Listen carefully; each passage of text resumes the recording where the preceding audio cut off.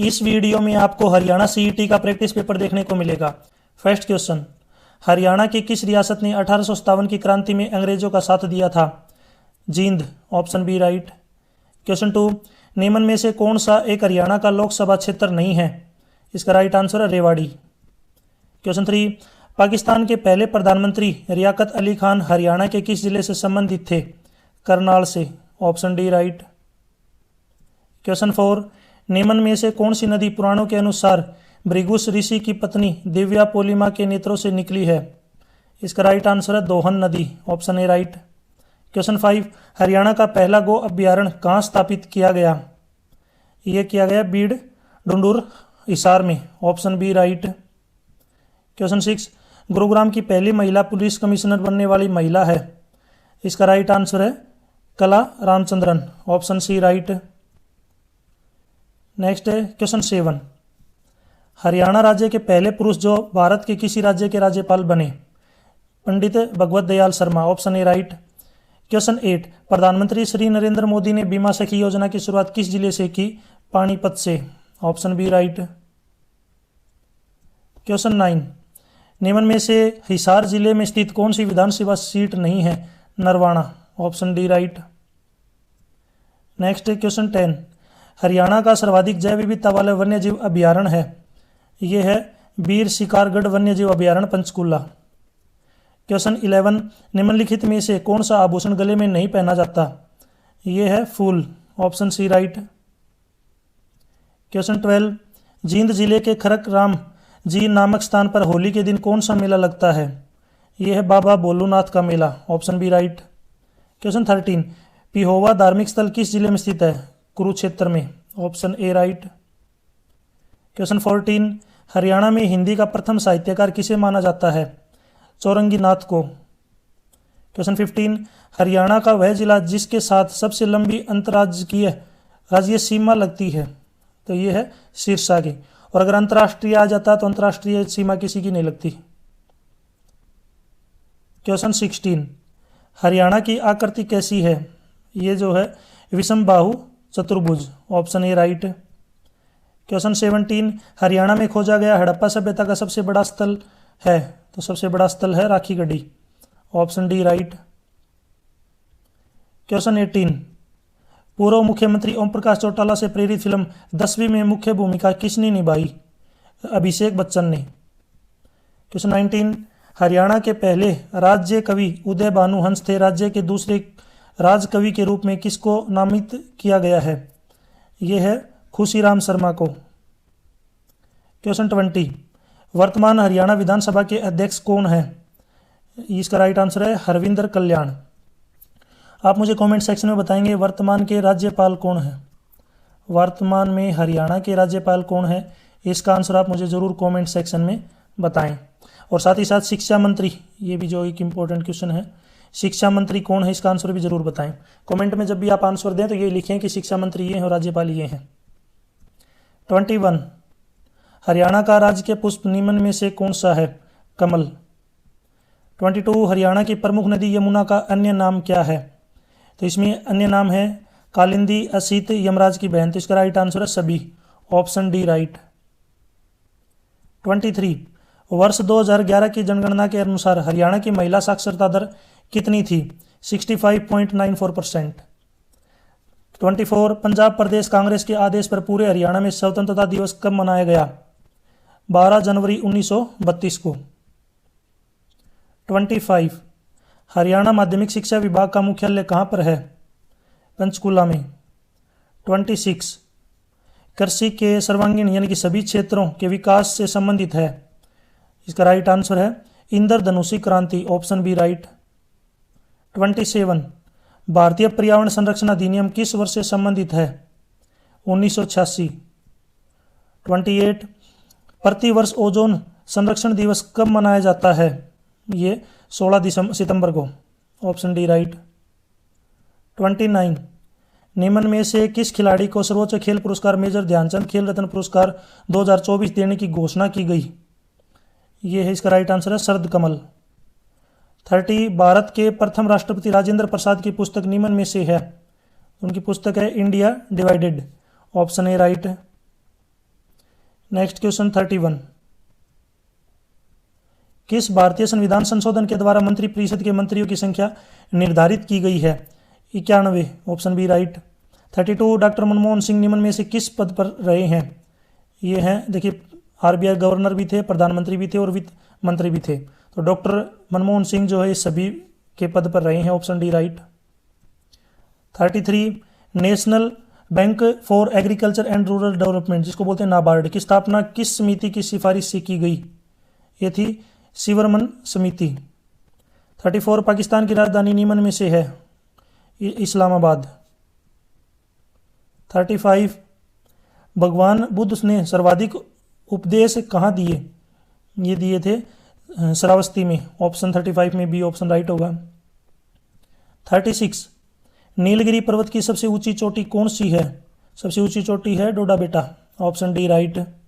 37, हाल ही में प्रकाशित भारत वन स्थिति रिपोर्ट 2023 के अनुसार प्रतिशत की दृष्टि से सर्वाधिक अनुकूल स्थिति किस राज्य या केंद्र शासित प्रदेश की है? यह है लक्षद्वीप, ऑप्शन सी राइट। 38, केंद्रीय मंत्रिमंडल किस में शामिल हैं? इसमें शामिल है कैबिनेट मंत्री और प्रधानमंत्री। 39, द वेल्थ ऑफ नेशन पुस्तक के लेखक हैं Adam Smith, option C right. 40, Reserve Bank of India RBI के वर्तमान गवर्नर जनरल कौन है? तो इसका राइट आंसर है संजय मल्होत्रा। 41, दिए गए विकल्पों में से वह संख्या डैश के स्थान पर आ सकती है? इसमें आपको बताना है कौन सी संख्या आएगी। तो सबसे पहले 237 के बाद आगे है 196, तो इसमें से 41 को माइनस किया गया। फिर 196 में अगला नंबर है 155, इसमें भी -41 किया गया। 155 में से अगला नंबर है 114, इसमें से भी -41 किया गया। तो यहाँ पे भी 114 में से आप 41 को माइनस करेंगे तो यह आएगा अपने पास 73। तो नेक्स्ट जो नंबर होगा यह आएगा अपना क्वेश्चन मार्क की जगह पे 73। 41 ऑप्शन बी राइट। 42, अमित, गौरव, हातिम, वरुण, युक्ति और जैद एक सीधी पंक्ति में बैठे हैं, सभी उत्तर दिशा की ओर अभिमुख हैं। गौरव, पहले देखिए मैं यहाँ पे आपको डायरेक्शन बता देता हूँ। सबसे पहले आपके राइट साइड में पूर्व, फिर लेफ्ट में पश्चिम, ऊपर की तरफ उत्तर और नीचे की तरफ दक्षिण। सभी का मुंह उत्तर की तरफ है, यानी कि ऊपर की तरफ है, याद रखना। और ये कितने स्टूडेंट हैं टोटल? अगर आप देखेंगे टोटल 6 हैं ये। तो मैं यहाँ पे लाइन ड्रॉ कर लेता हूँ, इसमें सभी का मुंह ऊपर की तरफ करता हूँ और ये टोटल 6 हैं, तो मैं 6 के 6 पहले यहाँ पे बना लेता हूँ। तो ये टोटल जो है कितने हो गए स्टूडेंट? 6 आदमी हैं, सभी का मुंह की तरफ उत्तर की तरफ। अब लाइन पढ़ते हैं। अमित, और ये इनको शॉर्टकट में मैं नाम लिख लेता हूँ, देखिए याद रखना। अमित को ए, गौरव को जी, हातिम को एच, वरुण को वी, युक्ति को यू और जैद को जे। तो ये इनके कोड रहेंगे, याद रखना, ठीक है, ताकि मैं बार बार ये नाम लिखने न पड़े। अब इसमें सबसे पहला है गौरव अमित के बाएं चौथे स्थान पर है। गौरव जो है वो अमित के क्या है? बाएं चौथे स्थान पे है। तो पहले अमित लिया, इसका दायां और बायां और पता होना चाहिए। लेफ्ट को बोलते हैं दायां और लेफ्ट को बोलते हैं बायां। लेफ्ट आपका बायां रहेगा और जो राइट है इसको बोलते हैं दायां। ये बात याद रखना। अब इसमें क्या बोला गया है कि गौरव अमित के बाईं ओर है। तो यहाँ पे गौरव जो है अमित के बाईं ओर कौन से स्थान पे? चौथे पे। तो यहाँ पे अमित 1, 2, 3 और 4th स्थान पे कौन है? गौरव। इसके बीच में जो है 3 बच्चे हो गए, 3 बच्चे हैं। अगला है युक्ति, एक किनारे पे बैठी है। युक्ति को जो आप किसी भी किनारे पे बैठा लीजिए, इसने ये बोला है एक किनारे पे बैठी है। अब ये नहीं पता कौन से किनारे पे है, तो लेफ्ट और राइट कौन से भी हो सकती है, एक बार मान के चलते हैं। हातिम युक्ति के बाईं ओर है, हातिम जो है युक्ति के बाईं ओर है, तो इधर तो इसका बायां है ही नहीं। देखिए अगर लेफ्ट में अगर युक्ति को मान के चलेंगे तो इसके बाएं कोई नहीं बैठा, तो इसका मतलब युक्ति का स्थान फिक्स हो गया। युक्ति आपकी राइट साइड में है, सबसे कोने के ऊपर, याद रखना यू। आगे चलते हैं। नेक्स्ट है हातिम युक्ति के बाएं चौथे स्थान पे है। हातिम जो है युक्ति के बाएं चौथे स्थान पे है। तो यहाँ पे अगर बात करें युक्ति है तो 1, 2, 3, 4 यहाँ पे हातिम फिक्स हो गया, क्योंकि चौथे स्थान पे क्या है? हातिम। यहाँ पे लिख लिया मैंने एच। नेक्स्ट चलते हैं। जैद गौरव के दाएं तीसरे स्थान पे है। गौरव जो है जैद कौन से स्थान पे है? गौरव के दाएं स्थान पे, दाएं तीसरे स्थान पे है। तो गौरव यहाँ पे नीचे अगर आप देखेंगे तो 1, 2, 3, तो ये अमित के पास में हो गया। याद रखना अमित के पास में कौन हो गया? जैद। जैद गौरव के दाएं तीसरे स्थान पे है। जैद के बाएं दूसरे स्थान पे कौन बैठा है ये बताना है। अगर आप इनको जचाएंगे ना अच्छे से, इसको अगर समझेंगे तो सबसे कोने के ऊपर जो है आपका गौरव होगा, फिर यहाँ पे अपना जो है वरुण, उसके बाद जैद और लास्ट में अमित, क्योंकि ये जो है फुलफिल करते हैं। देखिए अगर आप बात करेंगे अमित के इधर लेफ्ट में गौरव चौथे स्थान पे है, गौरव के राइट में जैद आपके तीसरे स्थान पे है, और उक्ति के चौथे स्थान पे जो है ये आपका हातिम। तो ये कंडीशन सबसे फुलफिल होती है। तो इसमें पूछा जैद के बाएं दूसरे स्थान पे, ये आपका जैद है, इसका बायां स्थान इधर होगा। इधर कौन सा स्थान पर पूछा है, दूसरे स्थान पे कौन आएगा, तो दूसरा स्थान अगर आप देखेंगे तो ये होगा आपका हातिम। पहले स्थान पर विवेक है, दूसरे पे क्या है, हातिम। तो इसमें ऑप्शन राइट होगा 42 में ऑप्शन बी। 43 वह सही विकल्प चुने जो दिए गए शब्दों के क्रम में दर्शाएगा जिस क्रम में अंग्रेजी शब्दकोश होते हैं। तो डिक्शनरी के अकॉर्डिंग क्या होता है, देखिए पिटिशनर सभी में एक शब्द कॉमन है, सभी में। पिटिशन, तो पिटिशन को जो है अगर आप हटा दें, एक बार मैं इसको सभी को हटाता हूं क्योंकि सभी में कॉमन है ये। उसके बाद अगर हम चेक करेंगे, देखिए उसके बाद इसमें कोई भी अल्फ़ाबेट नहीं है, तो इसका मतलब सबसे पहले आएगा 3 नंबर वाला। उसके बाद अल्फ़ाबेटिकली, अगर अल्फ़ाबेटिकली चलेंगे तो दूसरा उसके बाद आएगा ए, इसका मतलब 3 के बाद 1। यहाँ पे मैं लिख देता हूँ, सबसे पहले आपका आ गया थर्ड वाला, सेकंड पे फर्स्ट वाला, थर्ड पे अब देखिए सेकंड भी कैंसिल हो गया। उसके बाद नेक्स्ट जो आएगा ये आएगा आपका ई। देखिए ई आता है, ए के बाद में क्या आएगा आपका ई आगे भी है लेकिन यहाँ पे ई आर है, तो ई के बाद इसमें डी है, तो फिफ्थ वाला जो आएगा आपका थर्ड नंबर पे। उसके बाद फोर्थ नंबर नेक्स्ट जो आएगा फोर्थ वाला फोर्थ नंबर पे, और सेकंड वाला लास्ट में फिफ्थ नंबर पे। तो ये जो है ऑर्डर बनेगा 3 1 5 4 2। तो क्वेश्चन 43 में राइट आंसर होगा अपना option B, sorry option B वाला जो ऑप्शन है क्या होगा, राइट।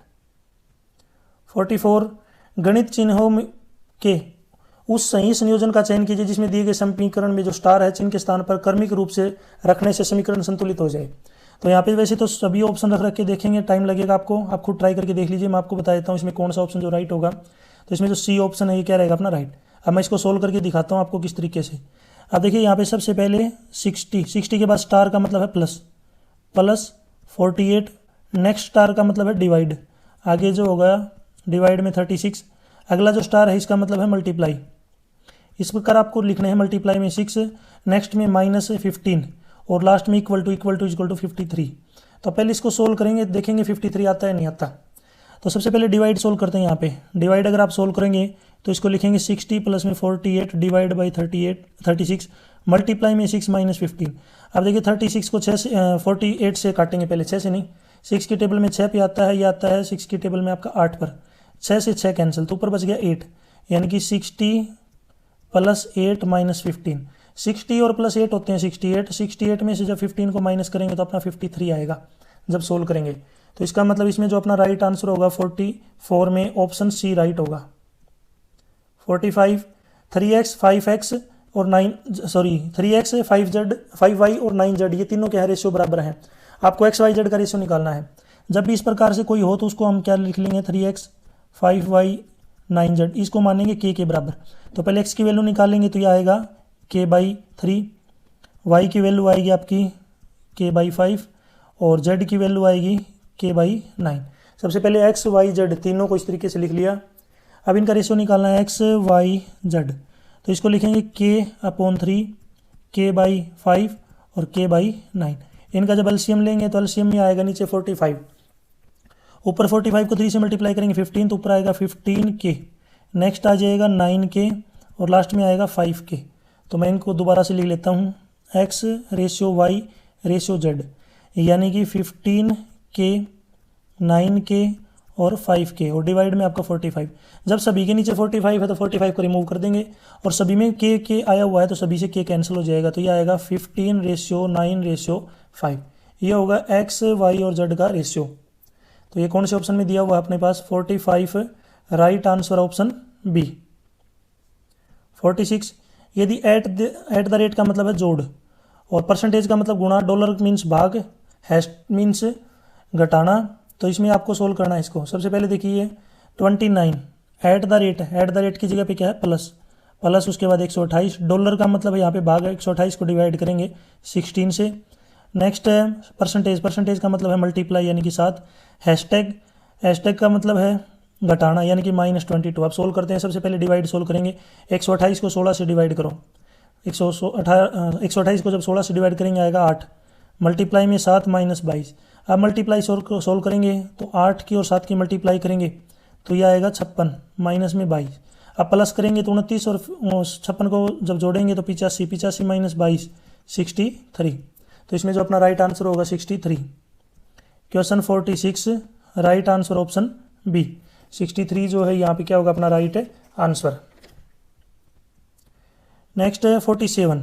इसमें देखिए किसी कूट भाषा में CHHAPAK इसको लिख दिया DJKEUGR। तो आपको अगला बताना है MALANGA इसको क्या लिखेंगे। तो देखिए यहाँ पे C का D बना दिया। C का D का मतलब है यहाँ पे क्या किया, एक ऐड। दूसरा H है, H की जगह पे J लिख दिया, यानी कि क्या ऐड किया है यहाँ पे 2। फिर नेक्स्ट H की जगह पे यहाँ पे लिखा K, इसमें 3 ऐड कर दिया। फिर A के बाद E यानी कि 4 ऐड कर दिया। आप समझ गए होगे 1 2 3 4 5 6 ऐसे ऐड कर रखा है और आपको अगला जो है यहाँ पे अल्फ़ाबेट दे रखा है। तो इस तरीके से M, पहले M में एक ऐड करेंगे, देखिए ध्यान से। यदि आप M में एक ऐड करते हैं तो यह आएगा N। फिर है A में 2 ऐड करेंगे C, L में 3 ऐड करेंगे O, A में 4 ऐड करेंगे E, अगला जो N है इसमें 5 ऐड करेंगे S, G में 6 ऐड करेंगे M और A में 7 ऐड करेंगे H। ये देख लीजिए कौन से में है, NCOESM H। तो इसमें जो क्वेश्चन 47 अपना जो राइट आंसर होगा ऑप्शन डी। क्वेश्चन 48 यहाँ पे अगला जो है क्वेश्चन मार्क की जगह पे आपको बताना क्या आएगा। तो देखिए यहाँ पे पहले T है, T के बाद R, यानी इसमें क्या कर दिया -2। फिर पहले अल्फ़ाबेट की बात कर रहा हूँ, फिर P, इसमें से -2, P में से -2 घटाएंगे N, तो पहले वाला अल्फ़ाबेट आएगा -2 घटाएंगे N में से, जब -2 घटाएंगे तो L आएगा। सबसे पहले L, याद रखना सबसे पहले क्या होगा L। फिर है S के बाद यहाँ पे है P, S के बाद P यानी कि इसमें से 3 माइनस किया। फिर P के बाद M, इसमें से भी 3 माइनस, M के बाद J, इसमें से भी 3 माइनस, तो J में से भी जब 3 माइनस करेंगे यह आएगा अपने पास G। पहले L फिर G, L G। नेक्स्ट है F, F में जो है F के बाद J आ गया। F के बाद J का मतलब है कि यहाँ पे ऐड किया है 4, J के बाद N 4 ऐड, N के बाद R 4 ऐड, तो R में भी जब 4 ऐड करेंगे तो ये अपने पास आएगा V, LGV। इसमें जो राइट आंसर होगा 48 का ऑप्शन डी। क्वेश्चन 49 सलोनी कार्तिक के इकलौते बेटे की बेटी है। थोड़ा सा टिपिकल क्वेश्चन है। सलोनी जो है कार्तिक के इकलौते, देखिए सबसे पहले कार्तिक का कोई इकलौता बेटा है, यहाँ पे मैंने ले लिया बेटा। और जो सलोनी है वो क्या है, इकलौती बेटी उसकी, तो सलोनी जो है उसकी भी क्या होगी, बेटी। इसका नाम लिख देता हूँ मैं सलोनी, S लिख दिया S। आगे देखिए यामिनी के इकलौते बेटे अंकित की शादी, यामिनी का जो इकलौता बेटा है उस इकलौते बेटे की जो शादी है, अंकित की शादी निरुपमा से की गई। देखिए यामिनी यानी कि मैंने इसको लिख दिया Y, इसका कोई इकलौता बेटा है बेटा और इसका नाम क्या है अंकित, और उसकी शादी जो है निरुपमा से की गई, इसकी शादी हो गई निरुपमा से, निरुपमा यानी कि N। कार्तिक दीपक के दादा हैं, कार्तिक जो है वो दीपक के क्या है दादा। अब थोड़ा सा और बात करते हैं। देखिए निरुपमा एक लाइन रहेगी यहाँ पे, निरुपमा दीपक की माँ है। यहाँ पे जो लास्ट में निरुपमा है ये क्या है, दीपक की माँ है, तो दीपक सबसे लास्ट में आ गया, दीपक क्या हो गया सबसे लास्ट में। अब इसने बोला कि कार्तिक दीपक के दादा हैं, ये जो कार्तिक है ये दीपक का क्या है दादा, याद रखना दीपक क्या हो जाएगा दादा। अब बात करते हैं, देखिए कार्तिक का जो इकलौता बेटा था, सीधी सी बात है वो कौन है, अंकित है, क्या हो गया अंकित। नेक्स्ट अगर हम बात करें इस प्रकार, यानी कि जो D है ये क्या है, इसका दादा हो गया, ठीक है। अब इसने पूछा क्या है रिलेशन, कार्तिक का अंकित से क्या संबंध है, अंकित का और कार्तिक का संबंध बताना है क्या है। देखिए अगर ये इसका दादा है तो ये दादा, अगर ये हो गया D जो है ये क्या हो गया यहाँ पे इसका दादा, तो ये D यानी कि जो अंकित है ये इसका क्या हो जाएगा पिता। अंकित जो है वो D का क्या होगा पिता, अंकित जो है क्या होगा D का पिता होगा, क्योंकि ये इसकी माँ है तो A उसका बेटा। अब ये जो पिता था ये उसका भी पिता है, कौन K जो है क्या उसका D का एक तरीके से क्या हो जाएगा पिता हो जाएगा, ये अंकित का क्या होगा पिता, क्योंकि D का अंकित क्या है फादर। तो इसमें जो 49 में जो राइट आंसर होगा अपना D ऑप्शन। थोड़ा सा एक बार क्वेश्चन को दोबारा समझ लीजिए, अच्छे से कर लीजिए, थोड़ा टिपिकल क्वेश्चन दे रखा है ये, तो अलग से एक बार पेज जब सोल्व करेंगे ना तब आपको अच्छे समझ में आ जाएगा। 50 दिए गए 4 अक्षर समूहों में 3 किसी न किसी प्रकार से समान और एक अलग है, ये बताना आपको। तो देखिए सबसे पहले क्या है SPL, इसकी नंबरिंग होती है 19, 16, 12। फिर है JGT, इसकी नंबरिंग है 10, 7, 20। नेक्स्ट है PMN, इसकी नंबरिंग है 16, 13, 14। और लास्ट में है GTQ, ये है 7, 20 और 17। देखिए एक बार अगर सभी को जोड़ेंगे तो ये आएगा 47। 47 जब इसके सभी को जोड़ेंगे 47, इसका जोड़ करेंगे 37, इसका जोड़ ऐड करेंगे 43 और लास्ट वाले का 44। तो 44 एक इवन नंबर है, ये सबसे अलग हो गया। एक तरीका तो ये है। दूसरा क्या है कि इन दोनों को पहले वाले माइनस का -3, इसका भी -3, इसका भी -3, लेकिन पहले वाले दो को किया तो यहाँ पे +13। दूसरा तरीका ये है करने का। तो इसमें जो सबसे अलग होगा ऑप्शन डी राइट। 50 में D option right. Next question पे चलते हैं। ये भी थोड़ा रिलेशन वाला क्वेश्चन है। ये भी देखिए, ये जो क्वेश्चन है पेज लेके अपने पास एक कॉपी रख लिया करो, तभी समझ में आ पाएगा आराम से आपको। ए बी के पिता की बहन का पुत्र है, यानी कि ए बी के पिता। ठीक है, ये क्वेश्चन मैं आपको डायरेक्ट आंसर बता देता हूँ। इसका जो राइट आंसर होगा पुत्र। एक कॉपी लीजिए, थोड़ा अच्छे से समझ लीजिए, तभी आपको समझ में आ जाएगा। वैसे जो मेरे को आता है, लेकिन यहाँ पे समझाना थोड़ा सा क्या है टिपिकल हो जाता है। यहाँ पे स्क्रीन थोड़ी छोटी है इस वजह से। 52 भवन है PQRS, 5 भवन दे रखे हैं PQRS, और TS और Q भवन दोनों छोरों पे हैं। इसका मतलब यहाँ पे पहले 5 भवन बना लेता हूँ मैं, 1, 2, 3, 4 और 5। इसने बोला है कि जो S और Q वो दोनों छोरों पे हैं, तो S इस कोने पे है, Q उस कोने पे मान लिया मैंने। नेक्स्ट है, आगे बात करें तो T भवन R भवन के ठीक दाएं है। T जो है R के क्या है, ठीक दाएं। तो इसका जो है दो तरीके हो सकते हैं, या तो R इधर आएगा, T इधर आएगा, या फिर T इधर आएगा और सॉरी दूसरा जो है R इधर आएगा और T इधर। ये तरीका हो सकता है भाई, क्योंकि इसने बोला है कि जो T भवन है वो R के दाएं है, तो T जो है यहाँ पे दाएं होगा राइट साइड में, इधर भी राइट साइड में हो गया। अब इसने पूछा है कि मध्य में कौन सा भवन है, तो अभी कन्फ्यूजन है, क्योंकि मध्य में दोनों R और T दोनों हो सकते हैं। तो इसमें ऑप्शन में भी दोनों ही दे रखे हैं, तो 52 में जो राइट आंसर होगा अपना R और T दोनों हो सकते हैं, ऑप्शन बी राइट। 53 4 वर्षों के अंतराल में जन्मे 5 बच्चों की आयु का योग 50 वर्ष है, तो सबसे बड़े बच्चे की आयु क्या होगी। तो एक बच्चे को मान लिया x, दूसरा हो गया x+4, अगला हो गया x+8, नेक्स्ट है x+12 और नेक्स्ट है x+16। ये 5 बच्चे हो गए, सभी की उम्र का अंतराल है 4 साल का। अब इसने बोल दिया कि सभी का जोड़ 50 है। अगर मैं सभी को ऐड कर दूं तो देखिए यहाँ पे सभी के बीच में मैं प्लस का साइन लगाऊंगा, याद रखना। इन सभी को क्या कर दिया, ऐड। और इसने बोला कि ऐड करने के बाद 50 आता है। तो सबसे बड़े बच्चे की एज बताओ। यहाँ पे x कितनी बार है, 5, तो 5x प्लस 4 और 8 12, 12 और 12 24, 24 और 16 40 इज इक्वल टू 50। 40 इधर प्लस का है, आगे जाके माइनस का हो जाएगा, कितना बचेगा 10। तो 5x की वैल्यू 10 है, तो x की वैल्यू कितनी आ गई यहाँ पे 10/5 यानी कि 2। x 2 है, तो सबसे बड़े बच्चे की उम्र है x+16। तो इसका मतलब जो बड़ा बच्चा है x+16 का मतलब है कि 2 + 16, बड़े बच्चे की जो एज है वो है 18 साल। Question 53 right answer option B. Question 54 यदि किसी संख्या का 60%, कोई एक संख्या मान ली मैंने x, उसका 60% ऑफ x बराबर है अन्य संख्या के 3/5 के बराबर। कोई दूसरी संख्या है y, उसका 3/5 और y ऑफ y, ये दोनों बराबर दे रखे हैं। आपको रेशियो निकालना है, तो परसेंटेज हटाएंगे तो नीचे 100 लिखेंगे, x 3/5 y। अब x divide by y is equal to 3/5। ये जो 60/100 आगे जाएंगे तो 100/60 हो जाएंगे। अब 20 से काटेंगे 5 पे, 20 से काटेंगे 60 को 3 पे, 3 से 3 कैंसिल हो जाएगा, 5 से 5 कैंसिल हो जाएगा, सारे कटेंगे 1/1 बचेगा। 1/1 का मतलब है 1:1। Question 54 right answer option B. 55 किसी परीक्षा में एक सही उत्तर के लिए किसी विद्यार्थी को 4 अंक मिले और एक गलत उत्तर के लिए उसका 1 अंक कट गया। यदि उसने 50 उत्तर दिए और 120 अंक लिए तो उसके प्रश्नों की संख्या बताइए जो उसने सही की। देखिए अगर वो ठीक करेगा तो 4 नंबर मिलेंगे, गलत करेगा तो 1 कटेगा। अब हमें नहीं पता उसने कितने ठीक किए। मान लिया उसने x ठीक कर दिए और y क्या कर दिए, गलत, यानी कि x क्वेश्चन ठीक किए, y गलत कर दिए, और टोटल क्वेश्चन कितने हो गए 50। ठीक के लिए 4 नंबर मिलते हैं। अगर वो ठीक करेगा तो उसको 4 नंबर मिलेंगे, इसका मतलब उसके 4x हो गए।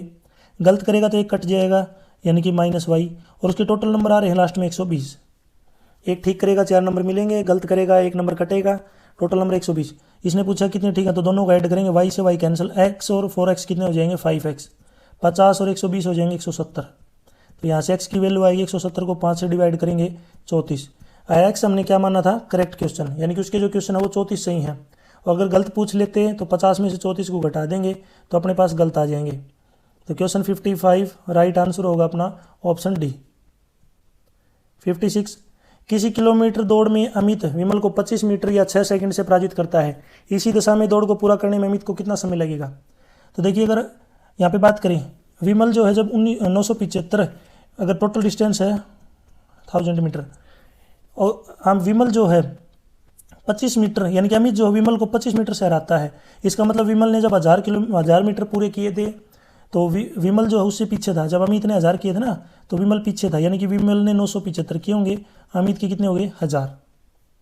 आगे हम बात करें, यदि विमल का टाइम को मान लिया मैंने टी, विमल का जो टाइम हो गया वो टी, तो सोल्व करेंगे तो इसको डिवाइड करेंगे टी से, उसको टाइम क्या लग रहा है, कम लग रहा है 6 सेकंड, तो माइनस में कर देंगे 6। अब इसको जब सोल्व करेंगे तो यहाँ पे क्रॉस मल्टीप्लाई कर लेंगे, क्रॉस मल्टीप्लाई करने के बाद देखिए कितना आएगा, तो इसको सोल्व कर लेना। हम आपको डायरेक्ट आंसर बताते हैं, इसका जो आंसर आएगा ये आएगा 240 सेकंड। ये विमल का आ गया टाइम। हमें निकालना किसका टाइम, अमित का, तो अमित को 6 सेकंड कम लग रही हैं, तो टी माइनस 6 यानी कि 240 माइनस में 6 यानी कि 234 सेकंड लगेंगी। तो 234 सेकंड को यदि आप मिनट में बदलेंगे तो आपके पास ये हो जाएंगी पूरी, यानी कि ये हो जाएंगी 180 मिनट तो पूरी होंगी, सॉरी 180 सेकंड अलग कर लेते हैं और प्लस में 54 सेकंड अलग, 180 सेकंड का मतलब है 3 मिनट, और ये हो जाएगा 54 सेकंड। तो इसमें क्वेश्चन 56 में राइट आंसर होगा अपना 3 minute 54 second, option C right है। 57, यदि जोड़े में 3 संख्या जोड़ी जाए तो जोड़ 16, 19 और 27 के बराबर हो जाता है, तीनों संख्याओं का योग बताइए। यदि जोड़े में, देखिए संख्या मान ली हमने x y z, इसने बोला जोड़े में जोड़ दे रखा है, तो पहले 2 का जोड़ बनाएंगे, x प्लस वाई ये होगा 16, दूसरा है y प्लस z ये हो जाएगा 19, और दूसरा है z प्लस x ये हो जाएगा 27। जोड़े में इनका जोड़ दिया हुआ है। अगर हम इन सबको जोड़ेंगे तो ये आएगा 2x plus 2y plus 2z, और ये 16, 19 और 27 को जब ऐड करेंगे 62, सभी में से 2 कॉमन आ जाएगा तो x plus y plus z आगे आएगा 62, ये 2 नीचे डिवाइड हो जाएगा तो तीनों का जोड़ कितना आ जाएगा, x plus y plus z का 31। तो इसने तीनों का सम पूछा था। 57 राइट आंसर ऑप्शन ए। 58, साधारण ब्याज पर कोई धन 6 वर्ष में 3 गुना हो जाता है, कितने वर्ष में 9 गुना होगा। एक तरीका तो ये है, तो देखिए x से 3x हो गया यानी 6 साल, अगर ये 6x होगा 6 यानी कि डबल 12 साल लगेंगे, यदि ये 9x होगा तो 24 साल लगेंगे। एक तरीका शॉर्टकट तरीका तो इस तरीके से कर सकते हैं, लॉन्ग तरीके से, यानी कि लॉन्ग में क्या दिक्कत होगा, बेसिक तरीका है उसमें आपसे क्वेश्चन गलत नहीं होगा बिल्कुल भी। मान लिया आपने प्रिंसिपल को मान लिया x, अमाउंट कितना हो जाएगा 3 गुना, तो अमाउंट होगा 3x। सिंपल इंटरेस्ट कितना आ जाएगा अपना, अमाउंट माइनस प्रिंसिपल यानी कि 3x minus x 2x, time कितना लगा 6 साल। यहाँ से हम क्या निकाल लेंगे अपना, सबसे पहले रेट निकाल लेंगे। तो इंटरेस्ट, सिंपल इंटरेस्ट का फॉर्मूला होता है P multiply R multiply T by 100। Simple interest, interest अपने पास है, सिंपल इंटरेस्ट बोल दो, interest 2x is equal to x multiply R multiply 6 divide by 100। अब x से x कैंसिल हो जाएगा तो 2 से काटेंगे, 6 को 3 पे कटेगा, 2 से 50 पे, 50 आगे जाएगा 2 से मल्टीप्लाई होगा, यानी कि R की वैल्यू आ जाएगी 100 डिवाइड बाई 3। ये आ गया रेट परसेंट 100 डिवाइड बाई 3। अब आगे सोल्व करते हैं, अपने पास जो है रेट भी आ गया। अब इसने बोला वो 9 गुना हो जाता है, तो पहले प्रिंसिपल था x, अब 9 गुना हो गया, अमाउंट हो गया 9x, तो कितना इंटरेस्ट मिला उसको 9x माइनस में x यानी कि 8x। टाइम हमें निकालना है, रेट अभी हमने निकाल दिया 100 बाई 3%। सेम फॉर्मूला लगाएंगे, सिंपल इंटरेस्ट यानी कि 8x, principal P multiply R यानी कि 100 बाई 3 मल्टीप्लाई में T टाइम, और डिवाइड में क्या लिखेंगे 100। x से तो x कैंसिल होगा, 100 से 100 कैंसिल हो जाएगा, तो ये इधर 8 है और नीचे 3 है, 8 और 3 की जब मल्टीप्लाई करेंगे, क्योंकि 3 नीचे आगे चला जाएगा ऊपर, तो मल्टीप्लाई करेंगे कितना आ जाएगा 24। तो इसका मतलब 9 गुना होने में उसको कितने साल लगेंगे, 24 साल, ऑप्शन डी राइट। 59, बिंदु 3 और 4 जो एक्स एक्सिस से कितनी दूर पे हैं, पहले आपको एक्सिस का पता होना चाहिए, इस तरीके से जो है आपकी एक्सिस होती हैं। इसने बोला है पहले पॉइंट 1 2 3 4, थोड़ा मैं बड़ा कर लेता हूँ एक बार, समझने में आसानी होगी, ठीक है। यहाँ पे देखिए मैं एक बार बड़े करके आराम से दिखाता हूँ, 1 2 3 4, इसको बोलते हैं एक्स एक्सिस और ये है वाई एक्सिस। 1 2 3 4, एक्स की वैल्यू 3 है यहाँ पे, वाई 4 है, तो इसका मतलब थोड़ा इधर लेके आएंगे इसको इस तरीके से, ये वो पॉइंट होगा जहाँ पे x 3 होगा और y क्या होगा 4। इसने पूछा है ये x से कितना दूर पे है, तो देखिए x से कितना दूर हो गया ये 4, तो इसमें जो राइट आंसर अपना ऑप्शन सी ऑप्शन राइट होगा। आप मुझे कमेंट सेक्शन में बताएंगे, पहले भाई मैं इसका एक बार आंसर बता देता हूँ आपको 4। आप मुझे कमेंट सेक्शन में बताएंगे -7 और -4 ये कौन से क्वाड्रेंट में आएंगे, ये कौन से क्वाड्रेंट में आएंगे, ठीक है। और साथ ही साथ आप मुझे बताएंगे जहाँ पे एक दूसरे को काटती है इसके कोऑर्डिनेट क्या होंगे और इसका नाम क्या होगा, ठीक है। इसके कोऑर्डिनेट मुझे एक्स और वाई कमेंट सेक्शन में बताएंगे और इसका नाम क्या होगा, और -7 और -4 कौन से क्वाड्रेंट में आते हैं। नेक्स्ट है क्वेश्चन 60। दो ट्रेनों के मध्य का जो अनुपात, गति के मध्य का जो अनुपात है ये है 7:8। यदि दूसरी ट्रेन, देखिए रेशियो कितना है 7:8, दूसरी ट्रेन 4 घंटे में 400 किलोमीटर जाती है। पहले दूसरी ट्रेन की यहाँ पे स्पीड निकाल लेते हैं, यानी कि दूसरी ट्रेन जो उसकी स्पीड क्या होगी, डिस्टेंस डिवाइड बाई टाइम, यानी कि 100 किलोमीटर पर आवर, ये उसकी स्पीड आ गई। अब इसने बोला कि पहली जो ट्रेन है वो 7/8 है, तो इसका मतलब जो फर्स्ट ट्रेन होगी उसकी मुझे अगर स्पीड निकालनी है तो मैं 7/8 करूँगा, 7/8 ऑफ किसका 100 का 100 का, क्योंकि वो उससे स्लो है। सोल्व कर लेते हैं इसको, काटेंगे जब मल्टीप्लाई करेंगे 700 को 8 से डिवाइड करेंगे 5, यानी कि जो स्पीड होगी उसकी 87.5 किलोमीटर पर आवर। इसमें राइट आंसर होगा ऑप्शन बी, 60 में ऑप्शन बी राइट। 61, निम्न में से एक पूर्ण संख्या बताइए। पूर्ण संख्या का मतलब होता है परफेक्ट नंबर। परफेक्ट नंबर वो होता है जिसका जो फैक्टर होते हैं, सम ऑफ फैक्टर बराबर हो किसके, उस नंबर के। लेकिन उस फैक्टर में एक चीज़ का ध्यान रखना है, सबसे बड़ा फैक्टर नहीं लेना आपको। तो इसका जो सबसे परफेक्ट नंबर है वो 6 है। क्यों है, 6 के फैक्टर हैं 1, 2, 3 और 6। इसमें 6 को छोड़ दो, बाकी जो ये नंबर बच गए इनका जोड़ जब करेंगे 1, 2 और 3, 6 आएगा, जो कि वो 6 नंबर है। दूसरा जो परफेक्ट नंबर होता है 28, क्योंकि इसके फैक्टर होते हैं 1, 2, 4, 7, 14 और 28। 28 को छोड़ दो, बाकी जो नंबर बच गए 1 + 2 + 4 + 7 + 14, इनको जब जोड़ करेंगे तो आएगा अपने पास 28। अगर सेकंड परफेक्ट नंबर पूछे तो 28 होगा। 62, एक अर्धवृत्त की कुल परिधि जो है 36 सेंटीमीटर दी हुई है, 36 सेंटीमीटर। तो पहले हाफ सर्कल बना लेते हैं। परिधि नीचे है ये आर।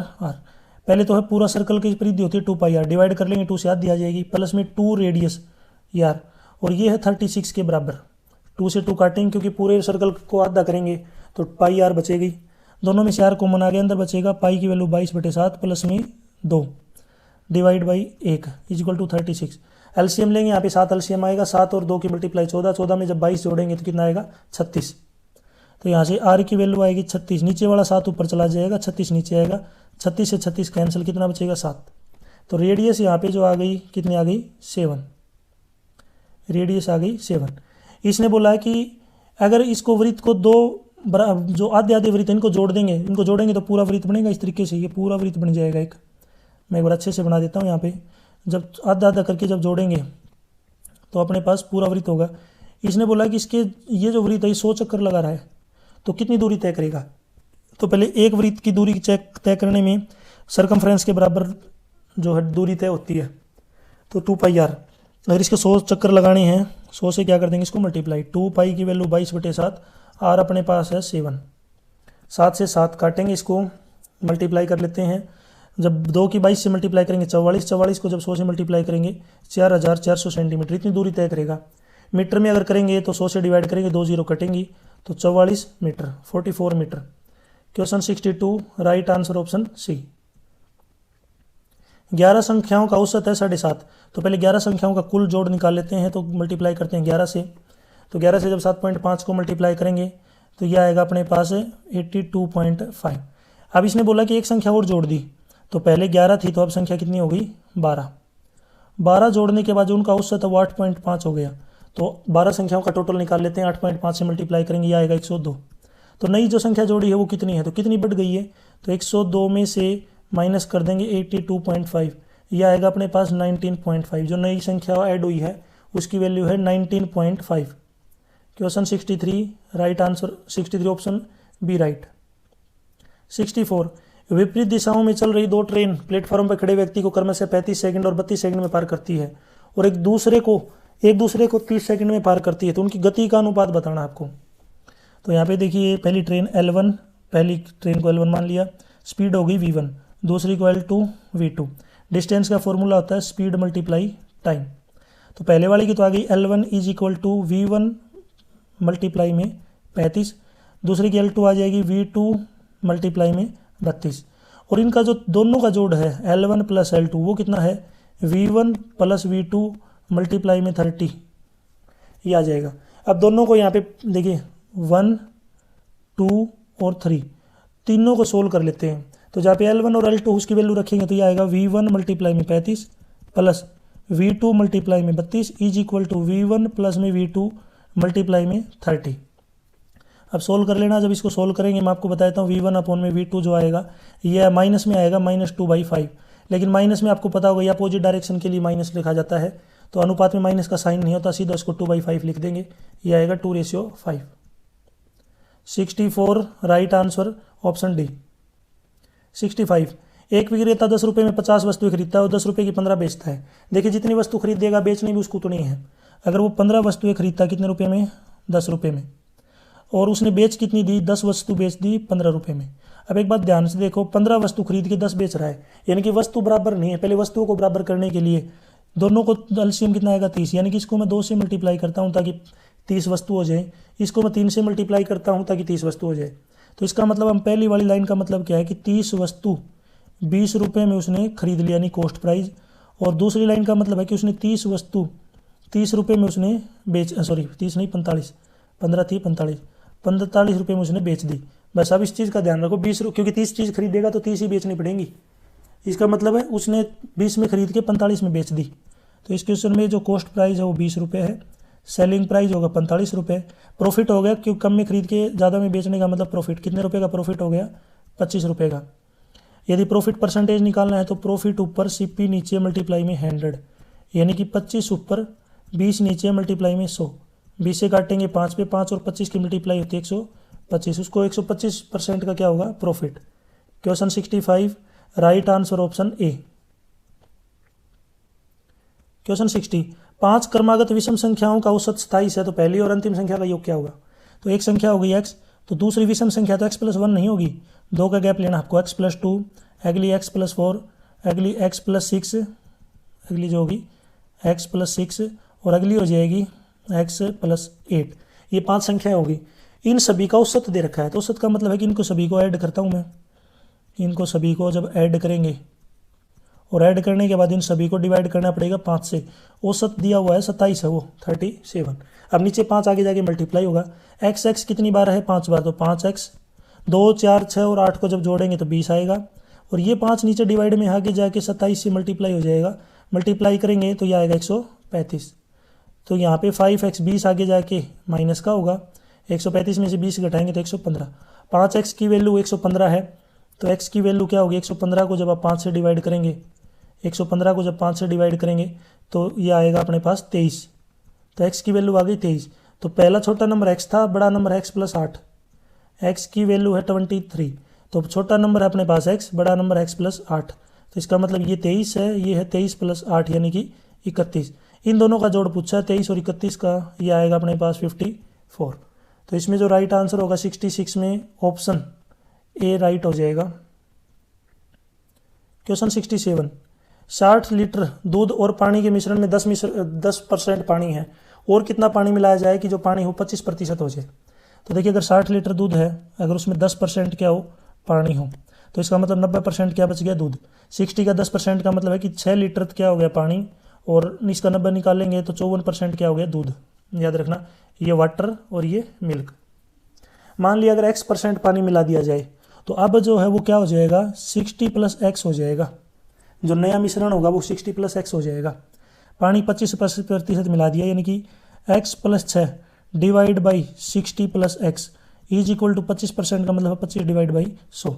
अब इसको जब सोल्व करेंगे तो x की वैल्यू आएगी 12, तो इसमें जो पानी ऐड किया गया है नया वो 12 लीटर आ जाएगा। Question 67 right answer option D. Next है क्वेश्चन 68 2x - 3y - z, इसकी value 55, x + z - y 8, y - x + z 16 है। z की वैल्यू निकालनी है। हम इस x को पहले रखो, देखिए हम इस x को पहले रखते हैं 2x minus 3y minus z is equal to 55। अगले वाले में x पहले लिखता हूँ, y को आगे लाऊंगा तो माइनस का y यानी कि थोड़ा पहले आ जाएगा, z बाद में चला जाएगा। लास्ट वाले में y पहले है, पहले x को लेके आओ तो माइनस का x, फिर उसके बाद y यानी कि प्लस का y, और लास्ट में z, और ये है 16। हमें z निकालना है, तो लास्ट वाली दो इक्वेशन को सोल्व करो। दोनों को जोड़ेंगे तो x से x कटेगा क्योंकि एक प्लस का और एक क्या है माइनस का, y से y कट जाएगा क्योंकि एक प्लस का और एक है माइनस का। z और z बचेंगे तो 2z की वैल्यू कितनी है 24, तो यहाँ से z की वैल्यू कितनी आ जाएगी 24 को डिवाइड करेंगे 2 से 12। तो ये तो नॉर्मल सा क्वेश्चन था। तो 68 में राइट आंसर है अपना ऑप्शन डी। 69, दो संख्याएं ज्ञात कीजिए जिनका मध्य अनुपात 6 है और उनका तृतीय अनुपात 20.5 है। मध्य अनुपात का मतलब है मीन प्रोपोर्शन, यानी कि a और b का जो स्क्वायर रूट है वो कितना है 6। तो यहाँ से a b की वैल्यू कितनी आएगी 6 का स्क्वायर यानी कि 36, दोनों की मल्टीप्लाई कितनी है 36। अब इसने तृतीय अनुपात के लिए हमें तीसरा नंबर लेना पड़ेगा, a b c 3 नंबर हो गए। पहले 2 का रेशियो a बाई बी बराबर होगा b बाई सी, क्रॉस हमें c की वैल्यू निकालनी है तो c इधर आ जाएगा, ये आएगा b square divide by C, b square divide by a। ये तीसरा जो समानुपाती होगा तृतीय अनुपात, ठीक है। और b square divide by a, इसकी वैल्यू अपने पास दी हुई है, b square divide by a, इसकी वैल्यू है 20.25। तो देखिए ए बी की वैल्यू 36 है, b square divide by a, इसकी वैल्यू है 20.25। मैं दोबारा लिख लेता हूँ, A B 36, b square divide by a यानी कि 20.25।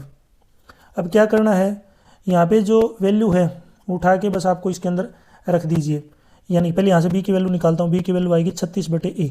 बस ये जो b की वैल्यू है यहाँ पे रख दीजिए इसकी जगह पे, तो मैं रखता हूँ 36 डिवाइड बाई a, इसका स्क्वायर डिवाइड में a इज इक्वल टू 20.25। अब 36 का स्क्वायर खोलेंगे तो यह आएगा 1296 डिवाइड बाई a स्क्वायर, और नीचे एक पहले से a है, a क्यूब हो जाएगा, यानी कि 1296 divide by a cube is equal to 20.25। a cube की वैल्यू कितनी आ जाएगी 1296 को जब डिवाइड करेंगे 20.25 से, ये आएगा 64। 64 4 का क्यूब होता है, तो a की वैल्यू 4 का क्यूब, क्यूब से क्यूब कैंसिल, a कितना आ जाएगा अपने पास 4। a अगर 4 आ गया तो अभी b निकालना है। अभी मैंने बताया था a और b की मल्टीप्लाई 36 है, यानी कि a और b की मल्टीप्लाई कितनी है 36। a अगर 4 है तो 4 रखेंगे तो b की वैल्यू कितनी आएगी 9। क्वेश्चन 69, राइट आंसर है अपना 4 और 9। 69 में ऑप्शन सी राइट। क्वेश्चन 70, एक आयताकार कालीन का क्षेत्रफल 120 मीटर स्क्वायर, परिमाप 46 है। तो यहाँ पे ये रेक्टेंगल ले लिया, इसका जो ये लेंथ और ब्रेड्थ, हमें इसका क्या निकालना है विकिरण, जिसको हम डायगोनल बोलते हैं, इसका डायगोनल निकालना है, ये परपेंडिकुलर है। पहले लेंथ और ब्रेड्थ आनी चाहिए। तो देखिए यहाँ पे लेंथ और ब्रेड्थ की मल्टीप्लाई 120 है, इसका परिमाप 2 इंटू एल प्लस बी, ये अपने पास है 46। तो एल प्लस बी की वैल्यू कितनी आ जाएगी 46 को 2 से डिवाइड करेंगे 23। यहाँ से पहले ऊपर वाले से देखिए, अगर ऊपर वाले की अगर बात करें तो यहाँ से या तो बी की वैल्यू निकाल लीजिए ए की, सॉरी एल की वैल्यू निकाल ली, या बी की, एल की निकालता हूँ तो 120 डिवाइड बाई बी।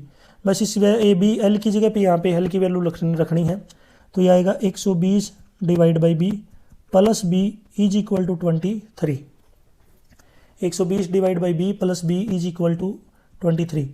अब इसको देखिए मैं दोबारा लिखता हूँ, 120 divide by B plus B 23। LCM लेंगे तो 120 प्लस में बी स्क्वायर, नीचे जो बी आएगा वो आगे चला जाएगा, 23 के हाथ मल्टीप्लाई होगा 23 बी, 23 को लेफ्ट में लेके आते हैं तो B square minus 23 B plus में 120 इज इक्वल टू 0। 23 के ऐसे फैक्टर बनाओ जिनका जोड़ 23 आए और मल्टीप्लाई 120 आए, तो इसके फैक्टर होते हैं 15 और 8। B square minus 15 B minus 8 B plus 120 बराबर 0। अब मैं दोबारा लिखता हूँ इसको, B square minus 15 B minus 8 B plus 23 नहीं 120, यहाँ पे कितना हो गया 120 इज इक्वल टू 0। तो b कॉमन आएगा तो b माइनस 15, आगे माइनस 8 कॉमन होगा तो b minus 15 is equal to 0, या तो b माइनस 15 इधर कॉमन ले लेते हैं, अंदर बचेगा b माइनस 8 बराबर 0। तो यहाँ से b की वैल्यू या तो 15 आएगी या 8 आएगी। और a plus L plus B का जो जोड़ था वो अभी मैंने बताया था 23 है, तो एल अगर b अगर 15 लेंगे तो एल 8 आएगा, एल अगर 8 लेंगे b अगर 8 लेंगे तो एल 15 आएगा। तो आप 15 को छोड़ दीजिए क्योंकि लेंथ को बढ़ा लेते हैं, आएंगे ये 15 और 8 आंसर सेम आएगा, लेकिन क्या है ब्रेड्थ को छोटा लेते हैं। एल कितनी आ जाएगी यहाँ पे रखेंगे तो 15, एल 15 बी 8, तो इसको सोल्व करते हैं। अब ये डायगोनल निकालना है, इसको मान लिया हमने x, ये 15 हो गई, ये 8 हो गई। तो इसका मतलब पाइथागोरस थ्योरम x स्क्वायर बराबर 15 का स्क्वायर प्लस में 8 का स्क्वायर, 15 यानी कि 225, 8 का स्क्वायर 64, दोनों को जोड़ेंगे 279, 279 जो है वो 17 का स्क्वायर होता है। तो यहाँ से जो x की वैल्यू कितनी आएगी 17, 17 जो है इसका क्या होगा right answer. Question 70 right answer option C. आप मुझे कमेंट सेक्शन में बताएंगे यहाँ पे उस क्वाड्रिलेटर का नाम बताइए। ये अपने पास एक क्वाड्रिलेटर है इस तरीके से, इस यहाँ पे जो क्वाड्रिलेटर है अगर इसकी सभी साइड बराबर हों लेकिन ये दोनों जो एंगल हैं ये बराबर नहीं है, अपोजिट एंगल, तो इस क्वाड्रिलेटर का क्या नाम होता है, यानी कि इस चतुर्भुज का क्या नाम होगा जिसकी सभी साइडें बराबर हों लेकिन अपोजिट एंगल केवल बराबर हों, सभी एंगल बराबर नहीं हो। क्वेश्चन 71, डिस्क का वह भाग जिसमें मास्टर बूट रिकॉर्ड होता है उसको बोलते हैं बूट सेक्टर। IPv6 की लंबाई है, इसकी लंबाई है 128 बिट्स। 73, निम्नलिखित में से कौन सी इकाई डेटा की सबसे बड़ी मात्रा का निर्धारण यानी कि प्रतिनिधित्व करती है, तो ये है टेराबाइट। 74, एक बाइट के आधे भाग को क्या कहते हैं, इसको बोलते हैं निब्बल। फॉन्ट का आकार संख्याओं में मापा जाता है, एक बिंदु पर dash inch 1/72। 75 option C right. 76, next देखिए 76, डैश सभी स्रोत कोड को मशीन कोड में परिवर्तित करता है, एक निष्पादन योग्य फाइल बनाता है, यह है कंपाइलर। SCSI का मतलब इसकी फुल फॉर्म बतानी है, स्मॉल कंप्यूटर सिस्टम इंटरफेस। आप मुझे HTML की फुल फॉर्म बताएंगे, HTML की फुल फॉर्म क्या होती है। 78, MS वर्ड में चयनित अक्षरों को बोल्ड या अनबोल्ड करने के लिए एक शॉर्टकट कुंजी होती है, तो इस शॉर्टकट कुंजी का नाम है Ctrl+B। आर्टिफिशियल इंटेलिजेंस का जनक किसे माना जाता है, यह है जॉन मैकार्थी। एक कंप्यूटर की कीबोर्ड किस प्रकार नहीं हो सकता, तो कीबोर्ड का जो प्रकार है 1 पिन 1 डिन और पिन और डिन नहीं हो सकता। 81, हाथी शब्द का बहुवचन क्या होगा, हाथी का हाथी रहेगा। आगत का विलोम शब्द है गत। 82 बी ऑप्शन राइट। 83, शुद्ध वर्तनी को चिन्हित कीजिए, इसमें है प्रमुखापेक्षी, ऑप्शन ए राइट। 84, तरणी शब्द का सही अर्थ है, इसका अर्थ है सूर्य, ऑप्शन बी राइट। 85, राजमहल शब्द का उदाहरण है यौगिक। 86, निम्न में से किस शब्द में प्र उपसर्ग लगा हुआ है, प्र होता है जो किसी के पहले लगते हैं प्राचार्य में। 87, घोड़ा तेज दौड़ता है, रेखांकित क्रिया विशेषण का भेद बताइए, तो इसमें विशेषण का भेद है गुणवाचक, क्योंकि तेज दौड़ रहा है वो। इनमें गुणवाचक विशेषण कौन सा नहीं है, गुणवाचक मतलब जो उसके गुण की व्याख्या नहीं करता, तो यह है 20। 20 क्या है, एक संख्या है। 89, धूप में चला नहीं जाता, यह वाच्य का कौन सा प्रकार है, यह है भाववाच्य।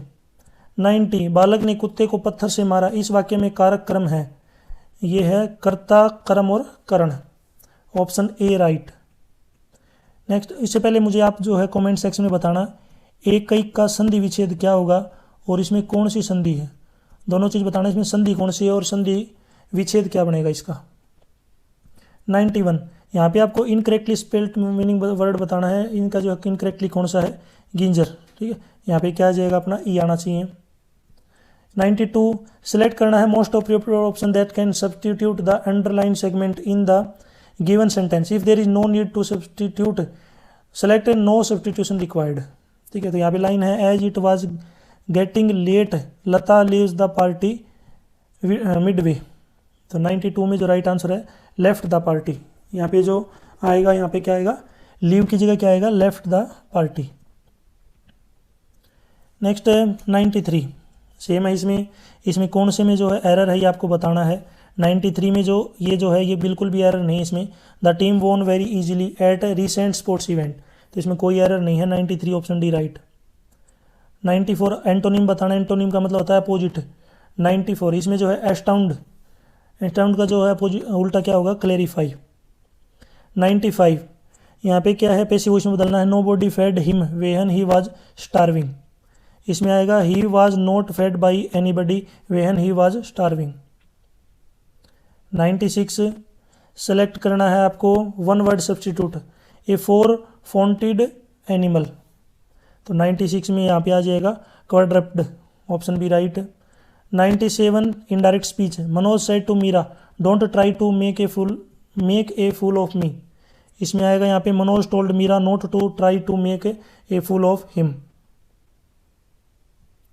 98 यहाँ पे है ग्रामेटिकल एरर बताना है, my guide was blind but he bring me home safely. तो इसमें जो एरर है बट ही ब्रिंग, इसमें कि यहाँ पे जो है कि ब्रिंग, इसमें जो है एरर दिया हुआ है, इसमें क्या एरर होगा ये मैं आपके लिए छोड़ रहा हूँ। एरर मैंने आपको बता दिया, इसके अंदर एरर है, ये मैं आप मुझे कमेंट सेक्शन में बताएंगे। ये मैं इसलिए पूछता हूँ ताकि मुझे पता चले आप थोड़ा बहुत ध्यान दे रहे हैं, नॉलेज है आपको। यहाँ पे आपको सिनोनिम बताना है ओडासिटी की यहाँ पे सिनोनिम क्या होगा, डेयरिंग। सिनोनिम का मतलब होता है सेम वर्ड। ईडियम का आपको मीनिंग बताना है इन द लाइमलाइट, इसका सही जो है अप्रोप्रिएट मीनिंग क्या होगा, the centre of attraction, option B right. यहाँ तक वीडियो अपनी कंप्लीट हो चुकी। वीडियो अच्छी लगी तो उसको लाइक करें, अपने दोस्तों के साथ जरूर शेयर करें, और वीडियो के बीच में मैंने आपसे कुछ क्वेश्चन पूछे हैं, उनके आंसर आप मुझे जरूर कमेंट सेक्शन में बताएं। अगर आपको नहीं आते तो भी आप कमेंट कीजिए, मैं आपको कमेंट में राइट आंसर बताऊंगा। लेकिन क्वेश्चन का आंसर देने से पहले क्वेश्चन जरूर बताएं।